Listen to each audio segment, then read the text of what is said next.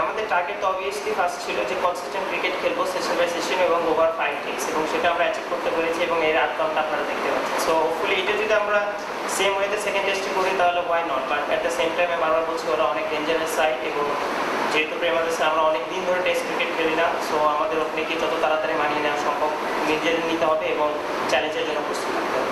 গলে ব্যাটসম্যানদের রানের বন্যায় বোলিং দুর্বলতার বিষয়টি কিছুটা অগোচরে থেকে গেলেও এর জন্য উইকেটকেই দায়ী করলেন অধিনায়ক। এখানে হেরাতের মতো বোলারও খুব একটা যে ভালো পারচেস পেয়েছিলাম, আর উইকেটটা অনেক ফ্রেন্ডলি ছিল, but at the same time আর বোলার অনেক হার্ড ট্রাই করেছে, বাট আরও কিছু জায়গা আছে যেখানে আমরা ইমপ্রুভ করতে পারি, সেগুলো আমরা দেখছি। বাংলাদেশ যখন উজ্জ্বল তখন উল্টো অবস্থা শ্রীলঙ্কার। শুরুর সংবাদ সম্মেলনে লঙ্কান অধিনায়ক জানিয়েছিলেন সিরিজ জেতার কথা, কিন্তু গলে বলা কথা মুখেই আটকে থাকলো ম্যাথিউজের। বাংলাদেশকে কখনোই খাটো করে দেখিনি, ওরা নিজেদের খেলা সম্পর্কে ভালোই জানে। পরিস্থিতির দাবি অনুযায়ী খেলেছে সবাই, আমরা কিন্তু চমকে যাইনি ওদের খেলায়। এখন কলম্বো সিরিজ জয় আমাদের প্রধান লক্ষ্য।